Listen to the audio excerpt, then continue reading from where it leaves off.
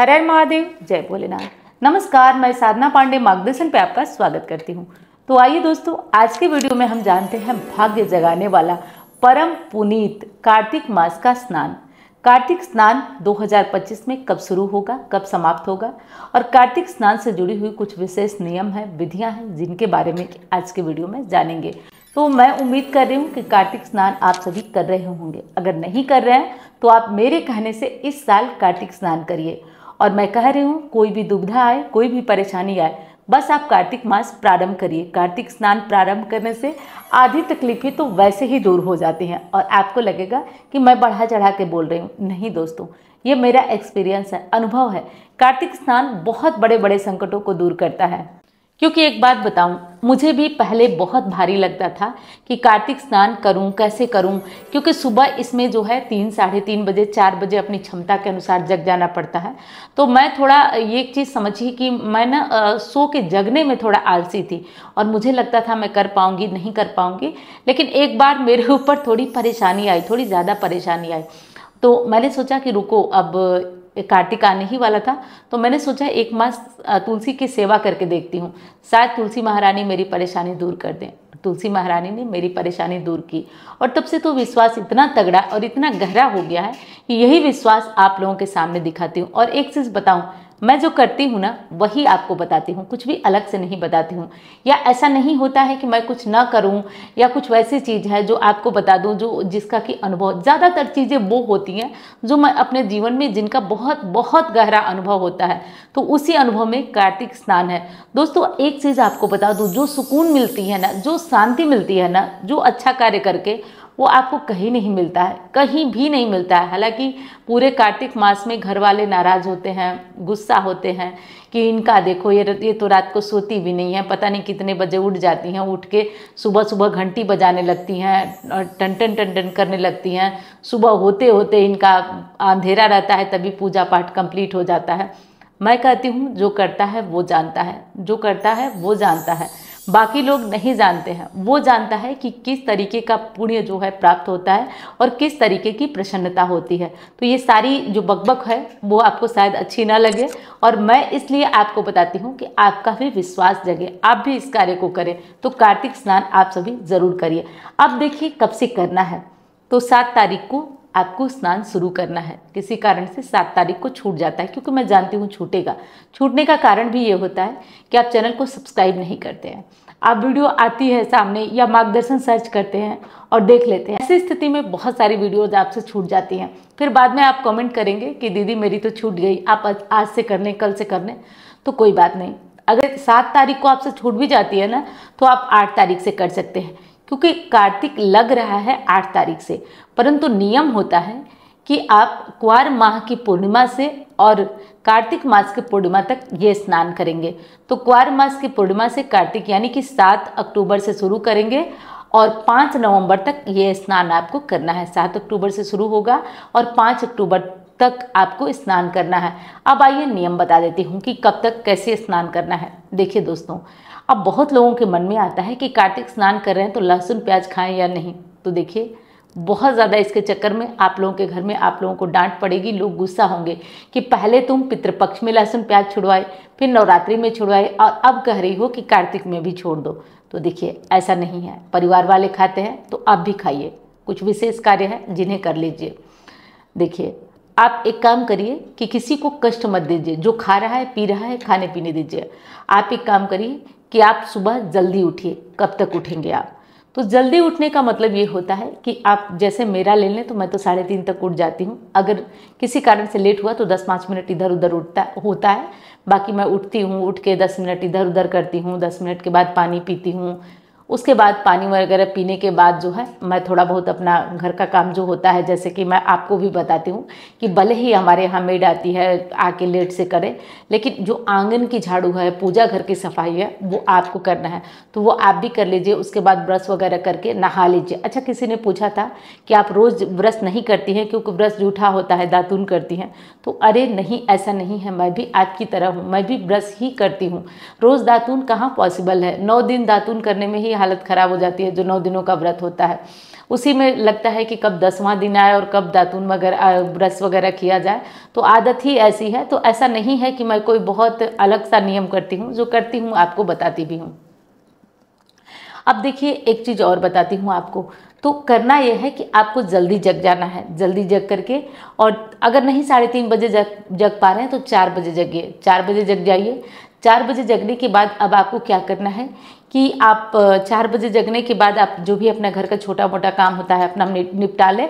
कोशिश प्रयास आपका रहना चाहिए कि 5 बजे तक आप तुलसी को जल कम से कम दे दें।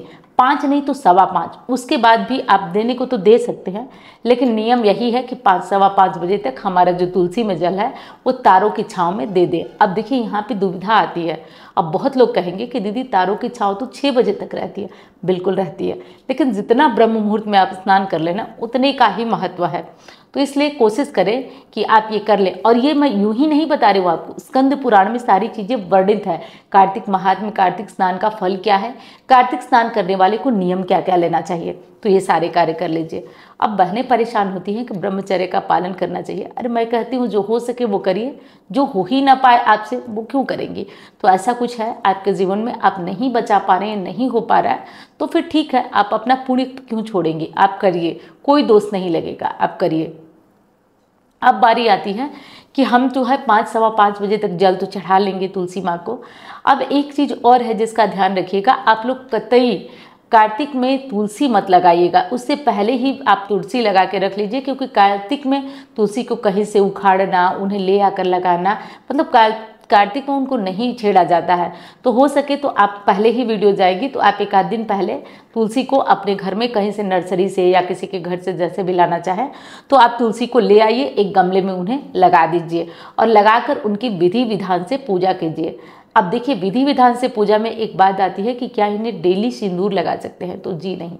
आप पीला चंदन लगा सकते हैं, आप अक्षत चढ़ा सकते हैं, आप भोग लगा सकते हैं, लेकिन सिंदूर नहीं लगा सकते हैं, सिंदूर बिल्कुल नहीं लगा सकते हैं। तो इस विशेष बात का आपको ध्यान रखना है। अब एक दुविधा रहती है कि ठंडे पानी से नहा सकते हैं या गर्म पानी से। तो देखिए दोस्तों, शास्त्र तो कहता है कि कार्तिक मास में भगवान विष्णु जल में ही जब कच्छप अवतार लिए थे तो जल में ही उनका, उसी समय से जल में ही वास कार्तिक में माना जाता है, क्योंकि उसी समय जल में ही वो राक्षसों का वध किए, तो जल में वास माना जाता है। इसी कारण ठंडे जल से ही हमें कार्तिक में स्नान करना चाहिए। लेकिन रुकिए, अगर हम ठंडे जल से स्नान करेंगे, 4 दिन बाद हम बीमार पड़ेंगे, तो फिर कैसे, स्नान भी हमारा बाधित होगा और दिक्कतें भी आएगी। तो मैंने आपसे शुरू में ही कहा ना कि जो मैं करती हूँ वही मैं कराती हूँ। दोस्तों इतनी सहन शक्ति नहीं है, क्योंकि कार्तिक में अभी तो ठीक ठाक चल रहा है, अभी बहुत सर्दी नहीं है, तो अभी तो आप इस नियम को कर लेंगे। लेकिन जब थोड़ा 10 दिन, 15 दिन, 20 दिन बीतेगा तब आपसे सहन नहीं होगा और तब आप बीमार पड़ जाएंगे। जैसे पिछली साल तो मैं अपना नियम ली थी और नियम कंप्लीट भी कर ली दोस्तों। मैं जानती थी कि मैं जो बीमार पड़ूंगी, और मेरा भी शरीर है दोस्तों, कभी कार्तिक मास में इतना ज़्यादा भीड़ इधर उधर होता है, तो मैं जानती हूँ कि इधर उधर में दिक्कतें होती हैं, तो इसलिए मैं ऐसा कोई सलाह नहीं देती हूँ। इस साल देखिए मुझे पहले से ही थोड़ा अजीब सा फील हो रहा है, बुखार बुखार जैसा लग रहा है नवरात्रि में ही, तो मैं सोच रही हूँ इस साल कि मैं ये नियम नहीं लूँगी, मैं गर्म पानी से नहाऊंगी। तो जो बातें थी मैं आपके सामने रख दी। अब आपकी इच्छा, आप जैसा करिएगा, गर्म पानी से नहाइएगा या ठंडे पानी से नहाइएगा, मैं आपको बता दी। तो आप इस बात का ध्यान रखिएगा। ठंडे पानी का मतलब ताज़ा पानी मिल सके तो सबमर्सिबल वगैरह है चला लें तो अपना नहा लीजिए, नहीं चला पाते हैं तो भाई गर्म कीजिए, बीमार मत पड़िएगा, नियम ना टूटे, इस विशेष बात का ध्यान रखिएगा। अब पीरियड में क्या करें, तो देखिए दोस्तों, पीरियड्स में हमें पूजा तो बिल्कुल नहीं करना है, लेकिन नियम भंग नहीं करना है। हमें जो है जितने टाइम हम उठते हैं, 10-20 मिनट लेट हो गया तो हो गया, नहीं तो उसी टाइम उठ जाइए। उठ करके नहा लीजिए, नहा कर जाइए तुलसी माँ के पास, प्रणाम कीजिए, मंदिर में प्रणाम कीजिए, उसके बाद आइए आप आराम करिए। अब बहुत प्रश्न आता है कि दीदी सो सकते हैं अगर नींद आए तो। देखिए सोना तो नहीं चाहिए, अपना भजन कीर्तन, पीपल पूजा, इन सब में टाइम बिताना चाहिए। लेकिन नींद बहुत आती है, जैसे बच्चियां हैं शुरू कर लेती हैं और नींद बहुत आती है, तो ऐसा कोई स्थिति है तो सो जाइए, लेकिन कोशिश करिए कि मत सोइए। अब देखिए एक आध चीज़ें और है जिनको कि पालन आपको करना चाहिए। और वीडियो पसंद आ रही है तो लाइक करिएगा, चैनल को आपने सब्सक्राइब नहीं किया तो कर लीजिएगा, मेरा भी हौसला बढ़ेगा। और वीडियो पसंद आएगी ये भी आपके माध्यम से ही मुझे पता चलता है, तो आप बता दीजिएगा वीडियो कैसी लगी। देखिए दोस्तों, कार्तिक में दीप दान करने का बहुत बड़ा महत्व है। तो इसलिए कार्तिक मास में हो सके तो सुबह नहाने के बाद आप तुलसी में जल दीजिए, एक दीपक जलाइए। तुलसी में दीपक जरूर जलाइए। सुबह सुबह जब अंधेरे में दीपक जलाएंगे ना, उसका आनंद आपको मतलब क्या बताऊं, कोटि गुना सुख मिलता है। जब पूरी तरफ अंधकार चारों तरफ हो और आप तुलसी के पास घंटी बजाकर दीपक, और मैं बताऊं मेरे तो पूरी कॉलोनी में घंटी की आवाज़ 5 बजे गूंजने लगती है, क्योंकि सभी लोग जो है कार्तिक स्नान करते हैं। 1-2 लोग नहीं करते होंगे लेकिन ज़्यादातर लोग करते हैं, तो बहुत ही अच्छा माहौल होता है, बहुत ही बढ़िया होता है। तो आप लोग कोशिश करिएगा कि आप लोग भी जगिए और तुलसी की पूजा करिए, स्नान करिए। अब हम लोग बात कर रहे थे कि दीपदान और कहाँ करना है। तो देखिए दोस्तों, एक जगह और दीपदान करना बहुत पुण्यदायी होता है, आकाशदीप। आकाशदीप कैसे जलाएंगे? तो एक दीपक ले लीजिए और जो छत पे आपकी सबसे ऊंचा जगह है वहाँ रख दीजिए। तो रोज़ आप 30 दिन जला सकते हैं, पीरियड्स वगैरह में मत जलाइएगा।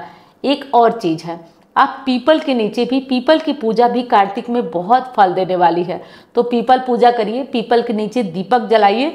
इससे भी दीपदान, करोड़ों दीपदान का फल मिलता है। बाकी जो विशेष दिन कार्तिक में आता है उस दिन तो दीपदान किया ही जाता है, लेकिन ये विशेष दीपदान है जिसे आप जरूर करिएगा। अब एक और प्रश्न आता है कि अंधेरा रहता है तो सूर्य को जल हम कब दें? सूर्य को जल पहले दें या कि पहले जो तुलसी की पूजा है वो करें? तो देखिए दोस्तों, कोई भी नियम हो, कोई भी पूजा हो, लेकिन सबसे पहले भले ही अंधेरा है लेकिन आप सूर्य को जल दीजिए। सूर्य को जल दे के ही आप कोई भी पूजा प्रारंभ कीजिए। इसमें किसी प्रकार की दुविधा मत कीजिए कि आप सूर्य नहीं निकले हैं तो नहीं दे सकते हैं। पहले के टाइम में हमारे ऋषि मुनि हुआ करते थे, जब नदी स्नान करते थे ब्रह्म मुहूर्त में तो नदी में ही जल दे दिया करते थे। और शास्त्र भी इस बात को मानता है कि सूर्य दिखाई न दे या दें, लेकिन वो प्रत्यक्ष अप्रत्यक्ष हमारे पास होते हैं तो आप उन्हें जल चढ़ा सकते हैं। ब्रह्म मुहूर्त में ही चढ़ा सकते हैं, किसी प्रकार की कोई दुविधा दिक्कत नहीं आएगी। पहले जल चढ़ाइए, फिर तुलसी की पूजा कीजिए, उसके बाद फिर घर के मंदिर में जो पूजा पाठ है वो करिए। अगर सामर्थ्य है तो बाहर जाइए, पीपल की पूजा भी कीजिए। आप करके देखिए कितना पुण्य मिलता है। रविवार मंगलवार को कैसे करें तुलसी पूजा?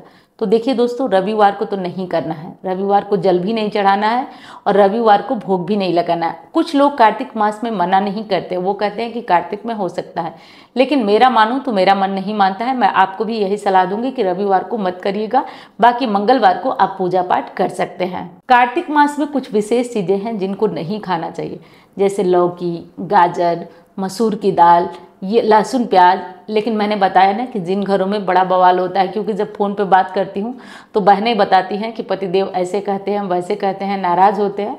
तो कोई बात नहीं, आप पहले घर देख लीजिए, अपना परिवार देख लीजिए, फिर पूजा पाठ करिए, क्योंकि इस तरीके से आप करेंगे ना तो फिर आपका परिवार भी खुश रहेगा और आप भी खुश रहेंगी। तो इस तरीके से कार्य करिए। और लौकी, गाजर और ये सब चीज़ें, जैसे देखिए एक चीज़ तो अपवाद हो जाती है, जैसे कार्तिक मास में ही हम लोग छठ पूजा करते हैं, उसमें लौकी खाना अनिवार्य होता है तो हम लोग खाते ही हैं उस दिन, लेकिन बाकी दिन अपना बचा देते हैं, नहीं खाते हैं। तो उसी तरीके से आप लोग भी कर लीजिएगा। और मेरे कहने से इस बार जो है वो 7 अक्टूबर से आप लोग कार्तिक स्नान जरूर करें और इसका पुण्य देखें।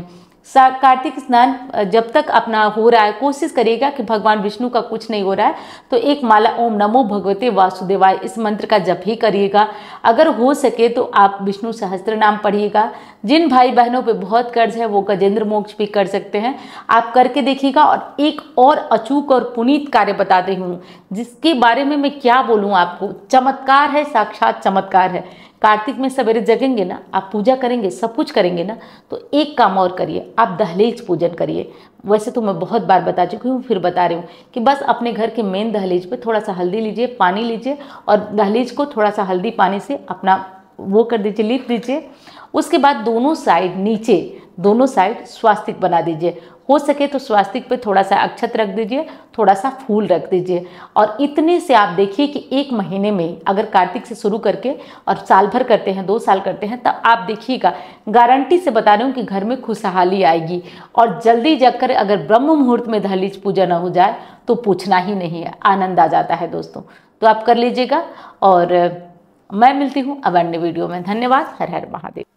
और देखिए दोस्तों, ये अनुष्ठान काफ़ी पावरफुल है। ये अनुष्ठान मैं स्वयं करवाती आई हूँ करीब करीब 9 साल से, और ये अनुष्ठान बहुत ही ज़्यादा मतलब पूरे साल इसका लाभ मिलता है। तो मुझे लगा है कि जब इस चीज़ का लाभ मुझे मिल रहा है, मुझे पूरा विश्वास है, तो ये आप तक भी पहुँचे। तो मैं एक प्रयास कर रही हूँ, अगर आप बहुत परेशान हैं, बहुत दिक्कत में हैं, तो आप यहाँ आकर जुड़कर माँ लक्ष्मी का हवन करा सकते हैं, पूजन करा सकते हैं, मंत्र जप करा सकते हैं और इसमें साथ में जुड़ सकते हैं। अब देखिए, हर साल की तरह इस साल भी दिवाली पे पोटली अभिमंत्रित होने जा रही है। जैसा कि आप जानते हैं कि हर साल दिवाली पे मार्गदर्शन से एक पोटली जाती है, धन पोटली, और ये अभिमंत्रित होने जा रही है।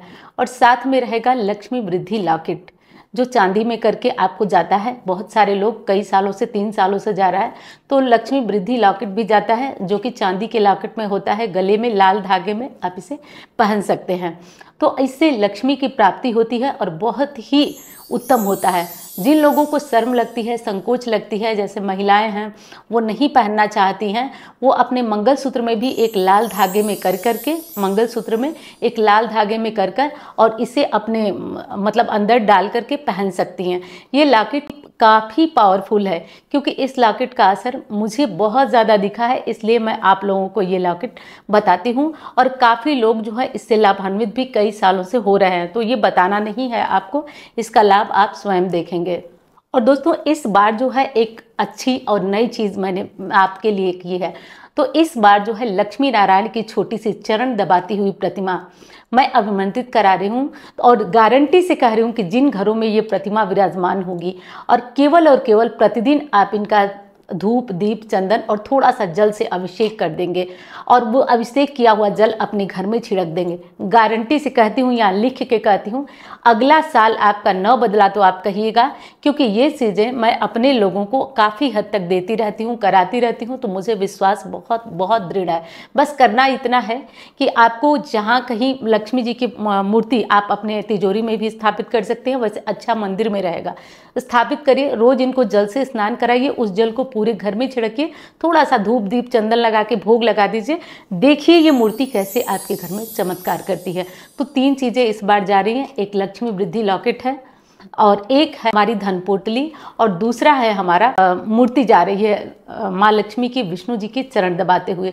तो ये तीनों चीज़ें मार्गदर्शन से जा रही हैं। जिन लोगों को भी ये चीज़ें चाहिए, वो चैनल पे चल रहे नंबर पे संपर्क करें, और संपर्क करके ऑफिस में नाम लिखवाएं, और नाम लिखवा करके अब ये सामान प्राप्त कर सकते हैं। अब देखिए दोस्तों, एक चीज़ बता दूं, घबराइएगा मत, धीरे धीरे ये सामग्रियां जाती हैं, और जिनका नाम जैसे लिखा होता है, पहले से जिनकी बुकिंग होती है उनका पहले जाता है, बाद में जिनका होता है उनका बाद में जाता है। तो धीरे धीरे धैर्य के साथ ये चीज़ें आप तक पहुँचेंगी। और इस चीज़ के लाभ की बात करूँ तो लाभ पूछिए ही मत, इस चीज़ का अनगिनत लाभ है, जो मैं कॉन्फिडेंस से, विश्वास से कह रही हूँ। आप इस विश्वास को, मेरे विश्वास को समझिए और आगे बढ़िए।